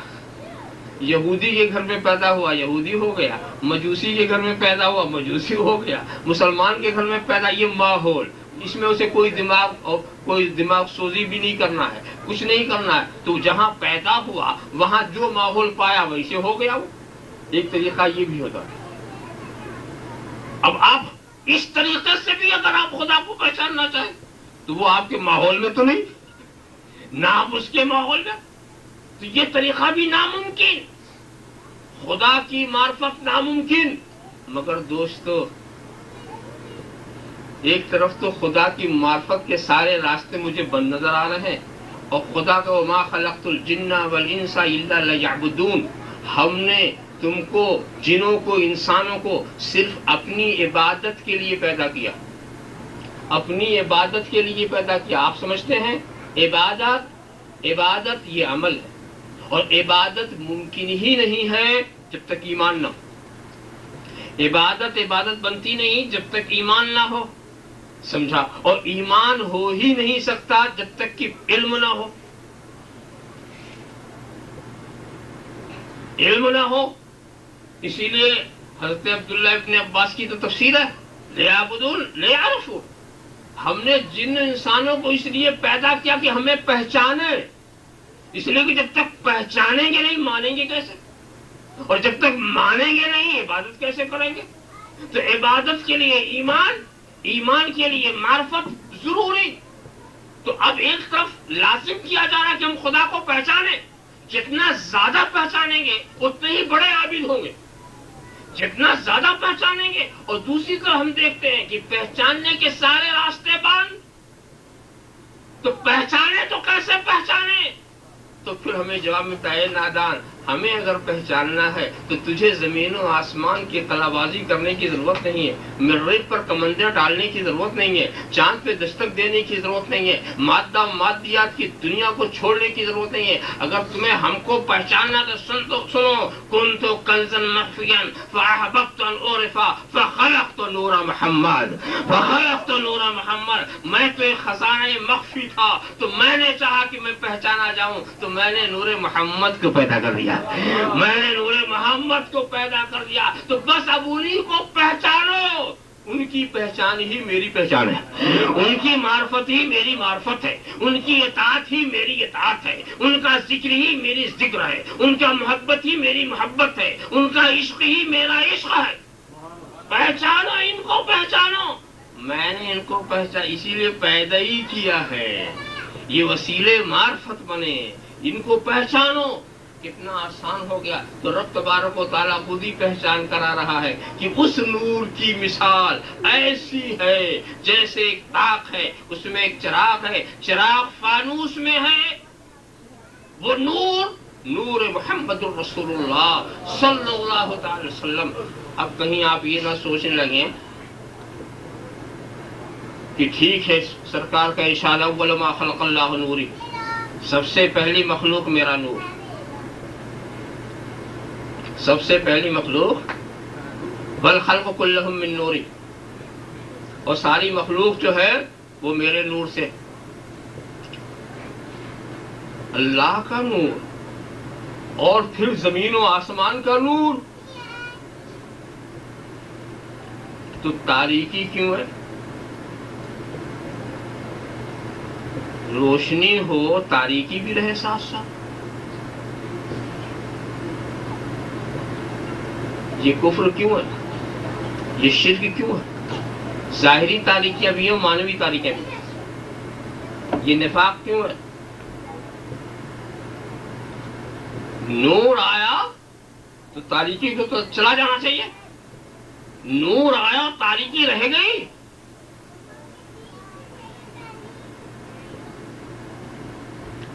اس سلسلے میں ایک خاص بات کی طرف میں آپ کی توجہ لے جانا چاہتا ہوں. دیکھو دوستو، نور کا کام کیا ہے؟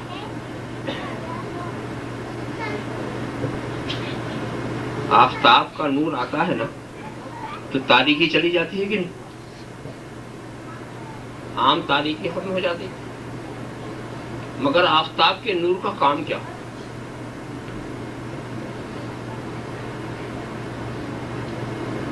آفتاب کے نور کا کام آپ کے در و دیوار پر لگی ہوئی سیاہیوں کو دھونا نہیں،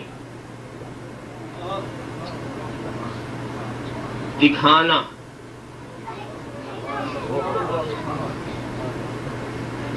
آفتاب کا کام سیاہیاں صاف کرنا نہیں، سیاہیاں دکھانا. اندھیرے میں ہمیں پتہ ہی نہیں تھا کہ دیوار پر سیاہی کتنی ہے، سفیدی کتنی ہے، سرخی کتنی ہے، لالی سبزی کتنی ہے. اندھیرے میں ہمیں کچھ نہیں پتا تھا. آفتاب نکل آیا، اب ہمیں کوئی دھوکہ نہیں دے سکتا. ہم پہچان گئے یہ تاریکی ہے، یہ اجالا ہے، یہ سفیدی ہے، یہ سبزی ہے. تو جب تک نور مصطفیٰ نہیں آیا تھا ہم سمجھے ہی نہیں تھے کہ ابو جہلیت کدھر ہے، صدیقیت کدھر ہے، فاروقیت کدھر ہے، غنا کدھر ہے، ولایت کدھر ہے، کفر کدھر ہے، ایمان کدھر ہے، شرک کدھر ہے، توحید کدھر ہے. نور مصطفیٰ نکلا، ہم نے سب دیکھ لیا. یہ شرک ہے، یہ کفر ہے، یہ نفاق ہے، یہ ایمان ہے، یہ صداقت ہے، یہ عدالت ہے، یہ سخاوت ہے، یہ ولایت ہے. تو آپ نور کا کام جو ہے وہ سیاہیوں کو مٹانا نہیں ہے، دکھانا ہے.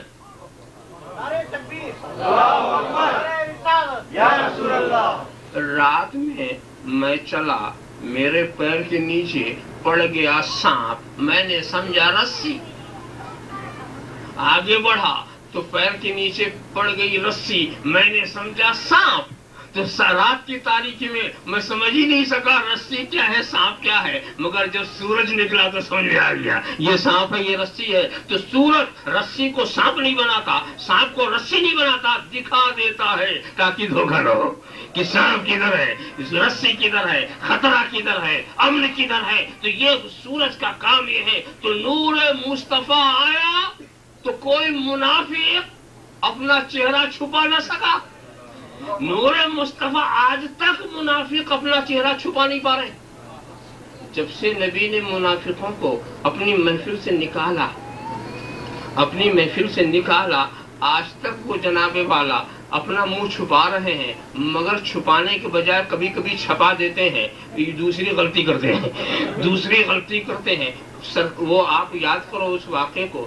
تفسیر بخاری شریف کی شرح فتح الباری، ارشاد الساری فتح الباری کے اندر علامہ ابن حجر اسقلانی اور عمدۃ القاری میں علامہ بدر الدین عینی انہوں نے اس واقعے کی تفصیل کی کہ حضور صلی اللہ تعالی علیہ وسلم نے ایک مرتبہ جب تک کہ منافقوں کے ساتھ رعایت کے احکامات تھے سرکار تعلیف قلب فرماتے رہے، ان کو چھوٹ دیتے رہے. مگر جب خدا نے یہ طے کر لیا کہ خبیث و طیب کو الگ الگ کر دیا جائے تو سرکار کھڑے ہو کر کے کہتے اخرج یا فلاں. کہاں؟ جمعہ کے دن مسجد کے اندر ممبر سے سرکار خطاب فرما رہے ہیں اخرج یا فلاں فإنک منافق، یہ فلاں تو نکل جا، تو منافق ہے. اخرج یا فلاں فإنک منافق، یہ فلاں تو بھی نکل جا، تو منافق ہے. ایسے کہتے کہتے سرکار نے 36 انسانوں کو نکالا. 36 انسانوں کو نکالا. یہ لوگ مسجد میں کس لیے آئے تھے؟ نماز پڑھنے کے لیے آئے تھے، اقتداء کرنے کے لیے آئے تھے. یہ سمجھتے تھے رسول ہمارے نفاق کو نہیں جانتے، رسول ہمارے نفاق کو نہیں جانتے. ایک ایک کا نام لے کے جب نکالا تو کسی نے نہیں کہا، اتنے ہوشیار تھے ذرا وہ، کسی نے نہیں کہا اے اللہ کے رسول یہ تو میرے دل کی بات ہے، کہاں میرے پیشانی پہ لکھا ہوا ہے، ہم تو آپ کے پیچھے نماز پڑھتے ہیں، آپ کے مال غنیمت میں شریک ہیں، ہم کہاں کے منافق ہیں، آپ نے کیسے ہمیں منافق کہہ دیا؟ کوئی نہیں بولا، سرکار اٹھاتے گئے، وہ اٹھتے گئے اور سب باہر ہو گئے۔ وہ لوگ بڑے ہوشیار تھے، سمجھ رہے تھے ارے بھائی بے خبر کی بات نہیں ہے، یہ بے خبر کی بات نہیں ہے، حجت مت کرو، ان سے حجت مت کرو، ابھی نفاق کھلا ہے، سارے عیب کھل جائیں گے، جتنا ہم ان سے حجت کریں گے اتنے ہی ہم پھنستے چلے جائیں گے۔ اور جب یہ 36 کا قافلہ مسجد سے نکلا تو فاروق اعظم ذرا تاخیر سے آئے تھے، انہیں شرمندگی ہوئی کہ جماعت ہو گئی،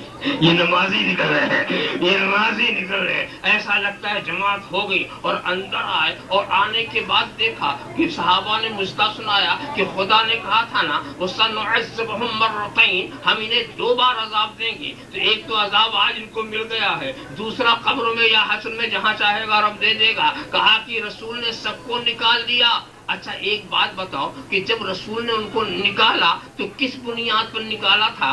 اپنے علم کی بنیاد پر، اپنے علم ہی کی بنیاد پر تو نکالا تھا۔ اسی لیے ہم دیکھتے ہیں یہ نکلنے والے منافقین رسول کے علم ہی سے ٹکرا رہے ہیں، اسی علم کو نہیں ماننا چاہتے جس علم کی بنیاد پر نکالا تھا، جس علم کی بنیاد پر۔ اگر رسول کا علم غیب یہ مان لے تو ماننا صحیح ہو جائے گا نا کہ سرکار نے صحیح کیا تھا، سرکار نے صحیح کیا تھا جو ہمیں نکال دیا۔ تو اس علم کی بنیاد پر سرکار نے جب نکالا، حالانکہ اس وقت سرکار کی رعایت بہت تھی، بہت اتنی رعایت تھی، اور یہ لوگ آپس میں مذاق بھی کرتے تھے، یہ نہیں سمجھتے تھے کہ نور کا کام کیا ہوتا ہے، نور جو ہے تاریکیوں کو رہنے ہی نہیں دے گا۔ ایک مرتبہ سرکار نے ایک حدیث شریف ایک ارشاد سرکار کا ہوا، تفسیر خازن میں اس کی تفصیلات ہیں کہ عرضت علی امتی فی سؤالها فی التین وعلمت من یؤمن بی ومن یکفر۔ حضور نے فرمایا کہ ابھی یہ امت میری پیدا بھی نہیں ہوئی تھی کہ مجھ پر پیش کی گئی، تو میں نے پہچان لیا اس میں کہ ایمان والا کون ہے، کفر کرنے والا کون ہے، میں نے پہچان لیا۔ تو فبلغ ذلك المنافقین، یہ بات جب منافقوں تک پہنچی فقالوا استہزاء، مذاق اڑانے لگے، زعم محمد انه يعلم من يكفر من يؤمن به ومن يكفر، محمد صلی اللہ علیہ وسلم اس بات کا گمان کرتے ہیں کہ وہ ایمان والے اور کفر والے سب کو جان گئے، وَنَحْنُ مَعَهُ وَمَا يَعْرِفُنَا، ہم انہی کے ساتھ ہیں، ہمیں نہیں پہچانتے، ہم انہی کے ساتھ ہیں، ہمیں نہیں پہچانتے۔ ذرا سا آپ دیکھیں، نور کو چیلنج کر رہے ہیں، نور کو چیلنج کریں۔ تو سرکار کو جب بات پہنچی تو سرکار آئے، منبر پر رونق افروز ہوئے، خدا کی حمد و ثنا کی، اور پھر کیا الفاظ استعمال فرمایا، ما بال قوم طعنوا فی علمی، ارے یہ قوموں کا حال کیا ہے، میرے علم پر طنز کر رہے ہیں، میرے علم کا مذاق بنا رہے ہیں۔ لا تسألونی عن شیء فیما بینکم وبین الساعة الا نبأتکم بہ، آج سے قیامت تک جو پوچھنا ہے پوچھ لو، آج سے قیامت تک جو پوچھنا ہو پوچھ لو۔ اچھا صاحب ایسی بات نہیں کہ نہیں پوچھا، ایک صاحب پوچھتے من ابھی یا رسول اللہ، اے اللہ کے رسول میرے باپ کون ہے؟ تو سرکار نے کہا حذیفہ، تم حذیفہ کے بیٹے ہو۔ تو ایک یہ تو ایمان والے نے پوچھا تھا، تو منافق نے سوچا کہ باپ کا نام بتانا کون سی بڑی بات ہے، سن لیا ہوگا، اور ایسا سوال کریں کہ جواب وہ صحیح نہ دے سکیں۔ تو کہا این مدخلی یا رسول اللہ، اے اللہ کے رسول میرا ٹھکانہ کدھر؟ وہ سمجھ رہا تھا یہ مجھے مسلمان سمجھ رہے، مجھ کو مسلمان سمجھ رہے، سیدھے سیدھے کہہ دیں گے جنت، سیدھے سیدھے جنت کہہ دیں گے، مگر سرکار کہتے ہیں فقال النار، تمہارا ٹھکانہ جہنم۔ اب سمجھا کہ جو میں چھپا رہا تھا وہ چھپا نہیں ہے، جو چھپا رہا تھا وہ چھپا نہیں ہے، تمہارا ٹھکانہ جہنم۔ دیکھا آپ نے، یہاں پر ایک بات میں پوچھنا چاہتا ہوں کہ لوگوں نے سوال بھی عجیب، ایک بڑا اہم سوال تھا جو لوگ معلوم کرنا چاہتے تھے، اور اس کا موقع بڑا اچھا آ گیا کہ اب تو سرکار نے چیلنج ہی کر دیا، پوچھ لو، اب تو اجازت۔ وہ کیا؟ قیامت کب آئے گی، یہ لوگ جاننا چاہتے تھے۔ یسألونک عن الساعۃ، قیامت کے بارے میں سوال ہوتے رہتے تھے، یہ رسول یہ پوچھتے ہیں قیامت کب آئے گی، کب آئے گی۔ تو یہ سوال اٹھا تھا، مگر اب اس مجلس میں اگر اٹھتا، چیلنج تھا نا کہ قیامت تک کچھ پوچھو بتاؤں گا، بڑا اچھا موقع تھا، مگر سوال یہ نہیں کیا۔ کیا کیا؟ میرا ٹھکانا کدھر ہے، میرا باپ کون ہے؟ سوال جو مناسب کرنا تھا وہ نہیں کیا، اور جو کیا بھی وہ عجیب طریقے کا سوال تھا، سیدھا سادہ سوال۔ اب آپ سوچیں، یہاں پر ہم نبی کے علم کے ساتھ ساتھ ان کے اختیار کو بھی دیکھ رہے ہیں، اس لیے کہ قیامت کے تعلق سے نبی نے بہت کچھ بتا دیا، نشانیاں بتا دی، چھوٹی بڑی نشانیاں بتا دی، یہاں تک کہ دن بھی بتا دیا، جمعہ کا دن، مہینہ بتا دیا، محرم کا مہینہ، تاریخ بتا دی، 10ویں تاریخ، وقت بھی بتا دیا، ظہر عصر کا وقت۔ اب کیا نہیں بتایا؟ سن ہی تو نہیں بتایا نا، وقت بتایا، دن بتایا، نشانیاں بتائیں، مہینہ بتایا، اب صرف سن ہی نہیں بتایا نا۔ سن نبی نہیں بتا سکتے تھے، اس لیے نہیں کہ ان کو علم نہیں تھا، اس لیے قرآن نے کہا تھا قیامت اچانک آئے گی، بغتتاً، قیامت اچانک آئے گی۔ سن بتا دیتے تو اچانک رہتی، اگر نبی سن بتا دیتے تو کیا اچانک رہتی؟ تو نبی قرآن کی تصدیق کے لیے آتا ہے، تکذیب کے لیے نہیں آتا۔ تو سن نہیں بتایا، سب بتا دیا، تو آج تو موقع تھا نا، میں پوچھ لیتا کہ جب چیلنج کیا کوئی منافق ہی کھڑا ہو جاتا، ایمان والے نہ کھڑے ہوتے، منافق ہے، اچھا ایسے ہی تو بتا دیجئے کس سن میں آئی ہے قیامت، اتنا موقع تھا۔ مگر دیکھو نبی کا اختیار، نبی کا اختیار، جس بات کا جواب نہیں دینا چاہتے وہ سوال دل میں پیدا ہی نہیں ہو رہا ہے، وہ سوال دل میں پیدا ہی نہیں ہو رہا ہے، تم وہی سوچو گے جس کا جواب میں دینا چاہوں گا۔ اللہم صلی علی سیدنا مولانا محمد کما تحب و ترضی ان تصلی علیہ۔ اور یہاں ایک سبق کی بات یہ ملی کہ نبی کے علم پر اعتراض کرنا، مذاق کرنا، یہ منافقوں کا طریقہ ہے، اور اس اعتراض کا جواب دینا یہ سنت رسول ہے، اس اعتراض کا جواب دینا یہ سنت رسول ہے۔ تو یہ مت سمجھو کہ نور آیا اور تاریکی رہ گئی، نہیں، نور آیا تو سب عالم انوار ہو گیا، ساری ظلمتیں نگاہوں کے سامنے آ گئی، اب کسی کو کوئی دھوکہ فریب نہیں دے سکتا۔ ایک بات اور بھی چلتے چلتے آخری عرض کر دوں، ایک بات یہ بتائیے، جہاں نور ہوتا ہے وہاں روشنی ہونی چاہیے نا، یہی تو آپ نے، جب نور ہے تو اندھیرا کیوں ہے، یہی سوال ہے۔ اب ظاہری اندھیرا، اس لیے کہ وہ نور حسی بھی ہے، نور معنوی کے ساتھ نور حسی بھی ہے، تو جب نور حسی ہے تو اندھیرا کیوں ہے؟ جہاں نور ہے وہاں اندھیرا نہیں ہونا چاہیے۔ ایک بات بتاؤ، فرشتے نور ہیں کہ نہیں؟ فرشتوں کے نور ہونے میں کسی کو شک نہیں۔ آپ کے ساتھ کتنے فرشتے؟ کم سے کم 2 تو آپ مانتے ہیں سیدھے سیدھے، ورنہ 5 فرشتے آپ کے ساتھ ساتھ ہیں، ایک داہنے ہاتھ پر، ایک بائیں ہاتھ پر، ایک پیشانی کے سامنے، ایک سینے کے سامنے، ایک پشت کے سامنے، یہ تو رہتے ہی ہیں مستقل، یہ مستقل آپ کے ساتھ رہتے ہیں۔ داہنے والا نیکیاں لکھتا ہے، بائیں والا برائیاں لکھتا ہے، پیشانی والا جب آپ درود پڑھتے ہیں تو نبی کی بارگاہ میں پیش کرتا ہے، اور سینے والا نیکیوں کی ترغیب دیتا ہے، پیچھے والا جو ہے وہ برائیوں سے روکتا ہے۔ تو 5 ہے نا، اور یہ سب نور، اتنے نورانی لوگ آپ کے ساتھ چلے، یہ اندھیرا کیوں؟ 5 قندیلیں سب لے کر آئے ہوئے ہیں، نورانی قندیلیں، اور اتنے آدمیوں کو جمع کیجئے تو کتنی قندیلیں ہو گئی؟ تو ذرا سے اس چراغ کو بجھا کے دیکھو، جو تم نے چراغ جلا رکھے اس کو بجھا کے دیکھو، اتنا نور۔ تو سنو، بات یہ ہے کہ نور جتنا لطیف ہوتا ہے اس کو دیکھنے کے لیے اتنی ہی لطافت چاہیے۔ ایسی بات نہیں ہے اندھیرا کہیں بھی نہیں، پہلے اپنی نگاہوں میں وہ لطافت پیدا کرو۔ جتنا لطیف ہوتا ہے، ایک نور سے کام نہیں چلتا، ایک تو نور کا اتصال ہونا چاہیے۔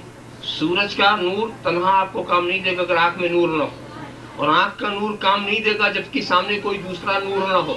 تو نور سے نور ملتا، تو جتنی لطافت ہوتی ہے، جتنا لطیف انسان ہوگا ویسے ہی لطیف چیزوں کو محسوس کر سکے گا۔ ہمارے اندر مادیت کا غلبہ جب تک رہے گا ہم ان نورانی ہستیوں کو نہیں دیکھ سکتے، اور اگر ہماری لطافت اتنی بڑھ جائے کہ ملکوتی شان نظر آنے لگے تو ہم خود ہی ساری دنیا کو روشنی دیکھیں گے، کہیں کوئی تاریکی نظر نہیں آئے گی۔ تو نگاہ مصطفیٰ کا تو عالم یہی تھا، ایسے ہی رات میں دیکھتے تھے جیسے دن میں دیکھتے ہیں، جیسے بالکل رات اور دن کا دیکھنا وہاں کوئی فرق نہیں تھا۔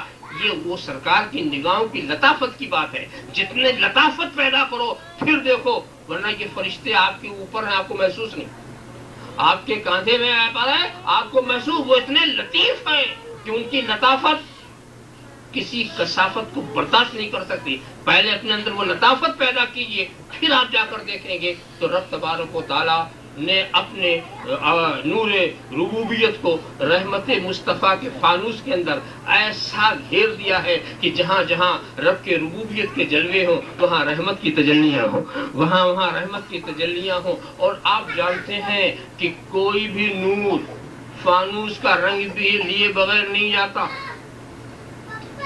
چراغ میں جو روشنی ہوتی ہے نا، اس پر ایک فانوس ہوتا ہے، فانوس، تو فانوس کا جو رنگ ہوتا ہے ظاہر وہی ہوتا۔ یہ بلب اگر ہرا ہے تو اس میں لال روشنی نہیں آئے گی، لال ہے تو ہری روشنی نہیں آئے گی، جیسا بلب ہوگا۔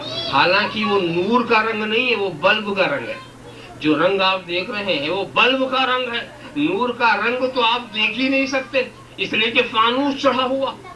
تو یہاں پر ساری کائنات میں جو رنگ ہے یہ مصطفیٰ کا رنگ ہے، یہ مصطفیٰ کا رنگ ہے، اور نور خدا کا رنگ مصطفیٰ کا، نور خدا کا رنگ مصطفیٰ کا جہاں تک پھیلا دیا، پوری کائنات کے خدا نے اس نور کو پیدا کیا۔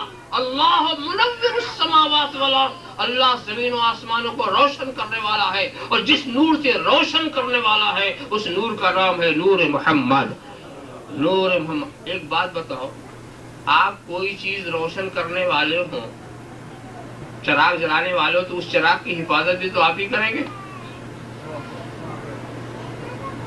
یہاں سے پتہ چل گیا کہ یہ وہ چراغ ہے جس کو خدا نے روشن کیا، تو خدا ہی اس کا محافظ۔ اس چراغ کو کوئی بجھانا چاہے تو بجھا نہیں سکتا۔ نور خدا ہے کفر کی حرکت پہ خندسن، پھونکوں سے یہ چراغ بجھایا نہ جائے گا، اس لیے کہ جو بجھانے کی کوشش کرنے والے ہیں اول تو ان کی پھونک وہاں تک کہاں پہنچے، مگر پھونک پہنچے یا نہ پہنچے، پھونکنے والے پھونکتے ضرور ہے، پہنچے۔ آپ نے اس پھونکنے والے قصہ نہیں سنا؟ حضرت ابراہیم کا آتش قدے میں ڈالا تھا نا، نمرود نے ڈالا تھا، اور اتنا بڑا دائرہ لے لیا تھا۔ آپ نمرود کو بھی دیکھو، ایک آدمی کو جلانے کے لیے اتنی لکڑیاں، اتنا بڑا آتش قدا۔ وہ بھی سمجھتا تھا کہ مقابلہ نور نبوت سے ہے، وہ بھی جانتا رہا ہوگا۔ اور اس کے بعد آتش قدا تیار ہو گیا، اب جلانے والے ہی ہمت نہیں کرتے قریب جائے۔ اب مسئلہ یہ آیا کہ بھیجے کیسے، تو منجنیق کا سہارا لیا گیا، اور قربان چاہیے حضرت ابراہیم کی اطمینان پر۔ جا رہے ہیں، حضرت جبریل عرض کرتے اللہ کا حاجت یا ابراہیم، ابراہیم کوئی ضرورت ہے؟ کہا تمہاری نہیں، ارے خدا سے کچھ ہاں ہے مگر کہنے کی ضرورت نہیں، جس سے ہے اس سے کہنے کی ضرورت ہے، اور تم سے ہے ہی نہیں، کیا اطمینان سے جا رہا ہے؟ ہاں تو میں پھونک والے کی بات کر رہا تھا، ایک چھوٹا سا جانور جس کو ہمارے ہاں گرگٹ کہتے ہیں، وہ دور سے پھونک مار رہا تھا، زہر قریب وہ بھی نہیں جاتا تھا، آنچ اتنی تھی، اسے بھی تو جلنے کا خطرہ تھا نا، تو اتنی دور سے پھونک مارتا تھا جہاں آگ کی آنچ نہ پہنچے، تو جب آنچ نہیں پہنچے گی تو اس کی پھونک پہنچے گی، جب اتنا بچ کے وہ پھونکے گا تو کیا اس کی پھونک پہنچے گی؟ مگر اس میں اچھا یہاں ایک پھونکنے والے کا یہ حال دیکھا اور ایک پانی سے بجھانے والے کے بھی حال دیکھ لیا، چھوٹا سا پرندہ تالاب سے اس کے چوچ میں کتنا پانی آئے گا، قطرہ دو قطرہ لے کے، اور اتنا اڑنا کہ اسے بھی آنچ نہ لگے، وہاں سے 2-4 قطرے پانی ڈالنا کہ آگ بجھ جائے، کیا بجھے گی؟ اس کے پانی سے آگ بجھنے والی نہیں اور اس کی پھونک سے آگ جلنے والی نہیں، بات صرف یہ ہے کہ عداوت و محبت کا پتہ چل رہا کہ عداوت کرنے والا کون ہے، محبت کرنے والا کون ہے۔ تو رسول کو پھونک مارو، تمہارے پھونکنے سے کوئی اس کا نقصان نہیں، گنبد خضرا کے جمال میں کوئی فرق آنے والا نہیں، ان کی شادابی اور سرسبزی میں کوئی آنچ لگنے والی نہیں، بس پھونک سے پتہ چلے گا کہ عداوت والا کون ہے۔